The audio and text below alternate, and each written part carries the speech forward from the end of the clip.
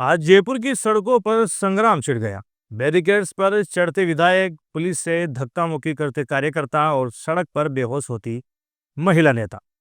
PCC chief Govind Singh Dotasra को कार्यकर्ताओं ने कंधे पर उठा लिया है। उधर विधायक मनीष यादव बैरिकेड फांदते हुए गिर पड़े और अंत में डोटासरा, टीकाराम जूली समेत 100 दिग्गज नेताओं को पुलिस ने हिरासत में ले लिया।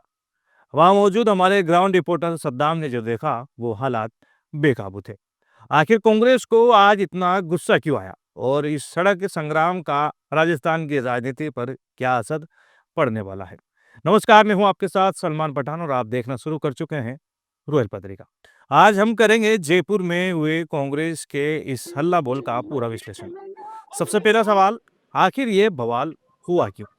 दरअसल मामला जुड़ा है नेशनल हेराल्ड केस और ईडी की कार्रवाई से। कांग्रेस का आरोप है कि केंद्र सरकार गांधी परिवार को जानबूझकर परेशान कर रही है।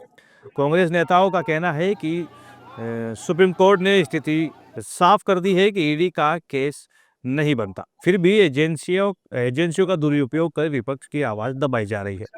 इसी राजनीति के प्रतिशोध के खिलाफ आज कांग्रेस ने करो या मरो का नारा दिया। अब चलते हैं ग्राउंड जीरो पर, जहां हमारे संवाददाता सद्दाम मौजूद थे। आज कांग्रेस की ओर से बड़ा कूच किया जा रहा है। जो पदाधिकारी और कांग्रेस के बड़े नेता भी इस पैदल मार्च के अंदर शामिल है और हालांकि पुलिस का अतिरिक्त जाब्ता यहाँ मौके पर तैनात है। पुलिस के बड़े बड़े अधिकारियों को भी यहाँ तैनात कर दिया गया है। जैसा कि सद्दाम ने रिपोर्ट में बताया है, कांग्रेस मुख्यालय से पैदल मार्च निकालते हुए कार्यकर्ता बीजेपी दफ्तर का घेराव करने निकले, लेकिन पुलिस ने कमिश्नरेट के पास डबल बैरिकेडिंग लगाकर उन्हें रोक दिया। यहीं पर झड़प शुरू हुई। रवि सिंगारिया के कपड़े फट गए तो वहीं धक्का मुक्की में एक महिला कार्यकर्ता बेहोश होकर गिर पड़ी। विधायक मनीष यादव बैरिकेड पर चढ़कर कूदने की कोशिश में गिर गए। अंत में पुलिस ने सख्ती दिखाते हुए पीसीसी चीफ गोविंद सिंह डोटासरा, नेता प्रतिपक्ष टीकाराम जूली और प्रताप सिंह खचरियावास समेत करीब 100 नेताओं को हिरासत में लेकर बसों में भर दिया। सद्दाम ने हंगामे के बीच नेताओं से सीधी बात की। चलिए सुनते हैं उनका क्या कहना है। एक आनंद फानन में दूसरी इस डिसीजन से पहले एफआईआर लॉन्च की गई, केवल डराने के लिए। नेशनल हेराल्ड में यह आजादी के समय का अखबार जिसने आजादी दिलाई, उस अखबार के अंदर जब हानि हुई तो नो प्रॉफिट नो लॉस की जो कंपनी है उसमें लोन लेकर के और उस अखबार को बचाया गया। इसके अलावा न उसमें से तनख्वाह सोनिया गांधी, राहुल गांधी कोई ले सकता है, न उसमें से 1 रुपया प्रॉफिट ले सकता है, न वो बेच सकता है। ये सारी बातें बाकायदा प्रमाणित होने के बाद में, और ऐसे हजारों हजारों कंपनियां भी बनी हुई हैं, प्रॉपर्टियां भी बनी हुई हैं, लेकिन उनपे चूंकि कानून इजाजत नहीं देता इसलिए उनपे नहीं करके केवल सोनिया। तो ठीक है, नहीं तो जैसे चल रही है वैसे। महात्मा गांधी नरेगा का नाम नहीं बदल रही है। मैं बात सबको बताना चाहूंगा। ये जो है इस योजना को ही बंद करना चाह रहे हैं। इसकी जगह ये कहने के लिए कि हम 125 दिन का काम दे रहे हैं, वो सिर्फ झूठ है, फर्जीवाड़ा है। पहले एक्ट था उसको कमजोर करके स्कीम लेके आ रहे हैं और राज्यों पे बोझ डाल रहे हैं। केंद्र सरकार इससे अपना पीछा छुड़ाना चाहती है, गरीब के पेट पे लात मारना चाहती है। जान दो भाई, मनमानी करेगी, बेईमानी करेगी, ये ज्यादा दिन चलेगी नहीं। ये मानकर चलना टकराव खड़ा हो जाएगा। और देश में यदि टकराव खड़ा होता है संवैधानिक संस्थाओं के जरिए, ये आप यदि मिसयूज करोगे उनका और टकराव खड़ा होगा तो बीजेपी खुद जिम्मेदार होगी। ये विधायकों वाले मामले पे क्या कहना चाहूंगा? ये 3 विधायकों तो चोरी पकड़ में आ गई यार, सामने वीडियो आ गया, उसके बाद बचा क्या है? इससे बड़ा अपराध क्या हो सकता है कि स्टिंग ऑपरेशन में विधायक आ रहे हैं सामने। तो ऐसे विधायकों को सफाई देने की बजाय खुद का आत्मावलोकन करना चाहिए और सच्चाई को फेस करना चाहिए। चलिए, विधायक हवा निकालने के लिए निकली थी, कोर्ट ने ईडी की हवा निकाल दी। अब ईडी की जो हवा निकली हो तो बीजेपी की हवा निकल गई, पंचर हो गया बीजेपी का टायर। ईडी को लेकर जो बीजेपी माहौल बना रही थी, लोगों पर झूठे चार्ज लगा रही थी, तो असलियत में तो बीजेपी खुद चोर है।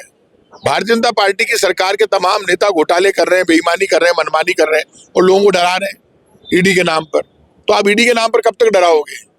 इसीलिए तो इतनी बड़ी आपके खिलाफ एक्शन, वो डिसीजन आ गया कि जो ईडी कार्रवाई कर रही है उसको कानूनी अधिकार ही नहीं है, ईडी के रूल्स रेगुलेशन के अनुसार ही गलत। जब से सत्ता में आई है नेशनल एजेंसियों का दुरुपयोग कर रही है।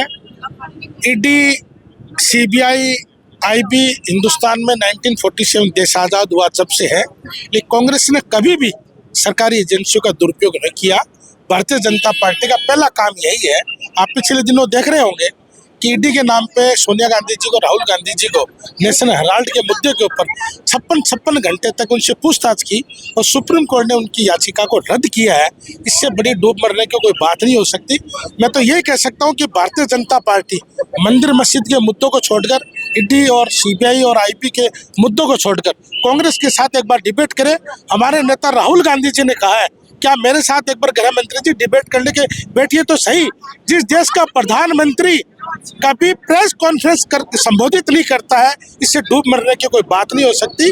आज पूरे राजस्थान के नहीं, पूरे हिंदुस्तान की कांग्रेस इस मुद्दे को लेकर भारतीय जनता पार्टी के प्रदेश कार्यालयों का घेराव करेगी और उनको मुंह तोड़ जवाब देगी। हम बताना चाहते हैं कि महात्मा गांधी जी के नाम को आप लोगों के दिलों से थोड़ी मिटा सकते हो। भगवान श्री राम जी हमारे आराध्य देव, लेकिन राम जी के नाम पे आप महात्मा गांधी जी की उपयोगिता, जिन्होंने देश को आजाद कराया, उसको थोड़ी बोल सकते हैं। तो आज बहुत सारे मुद्दे हैं एसआईआर को लेकर के। राजस्थान में कितने लाखों की संख्या में नाम काटे गए हैं, जो हमारे महात्मा गांधी जी का नाम उठाया जा रहा है, जो मनरेगा का नाम बदला जा रहा है, उसको लेकर के, और बहुत सारे मुद्दे हैं। प्रदेश नेतृत्व में भी 63,000 वोट कटे। बिल्कुल, सांगानेर में भी बहुत सारे, और माननीय मुख्यमंत्री विधानसभा जी हैं के मुख्यमंत्री बने, विधायक है, तो वो तो इतिहास रचेंगे, वो तो एक मैसेज देंगे, संदेश देंगे। फेवर वाले या विचारधारा वाले वोटों पे ज्यादा निश्चित तौर पे देखो, वहाँ तो बीजेपी की विचारधारा के लोग ज्यादा है, लेकिन जो कांग्रेस के हैं उनको भी वो खत्म करना चाहते हैं, ताकि कोई कॉम्पिटिशन। जी। और जो माननीय न्यायालय का फैसला आया है, उससे ये तो स्पष्ट हो चुका है कि इस प्रकार की झूठी कार्रवाइयों का जवाब करारा इनको मिलने वाला है। मैं एक बात कहूंगा, सत्यमेव जयते। जिस तरीके से संवैधानिक संस्थाओं का दुरुपयोग करके राहुल गांधी जी और सोनिया गांधी जी की आवाज को दबाने का काम कर रहे थे, आज स्पष्ट हो चुका है कि इन पर लगाए गए सारे आरोप झूठे हैं। और जो मोदी है, उनको करारा तमाचा मैं कहूंगा। किस तरीके का पैदल मार्च किया जा रहा है, क्या करने वाले हैं? देखिए, हम लोग भाजपा मुख्यालय का घेराव करने के लिए निकल रहे हैं, और आपका कैमरा भी साक्षी बनेगा कि किस तरीके से पर्ची वाले मुख्यमंत्री जी द्वारा भेजी गई पुलिस और युवा कांग्रेस के कार्यकर्ता आमने सामने होकर इस पर्ची वाले मुख्यमंत्री जी को जवाब दे देंगे कि आपकी लाठी, गोलियां और बैरिकेड हमें नहीं रोक पाएंगे। अब सबसे बड़ा सवाल, इस प्रदर्शन का राजस्थान की राजनीति पर क्या असर होगा। जानकारों की माने तो विधानसभा चुनाव हारने के बाद कांग्रेस का ये पहला इतना बड़ा और आक्रामक प्रदर्शन है। सड़क पर डोटासरा और जूली की ये जुगलबंदी बता रही है कि विपक्ष अब शांत बैठने वाला नहीं है। बीजेपी सरकार के लिए आने वाले दिनों में चुनौती बढ़ने वाली है। कांग्रेस ने साफ संदेश दिया है कि वो सड़क से लेकर संसद तक हर मोर्चे पर टकराव के लिए तैयार है। जयपुर के अलावा कोटा और बीकानेर और अन्य शहरों में भी ऐसे ही हालात देखे गए। अब देखना होगा कि क्या सरकार विपक्ष के इन आरोपों का कोई जवाब देती है। सद्दाम की इस रिपोर्ट और कांग्रेस के शक्ति प्रदर्शन पर आपकी क्या राय है, कमेंट बॉक्स में जरूर बताइए। वीडियो को लाइक करें, शेयर करें और रॉयल पत्रिका को सब्सक्राइब करना ना भूलें। धन्यवाद।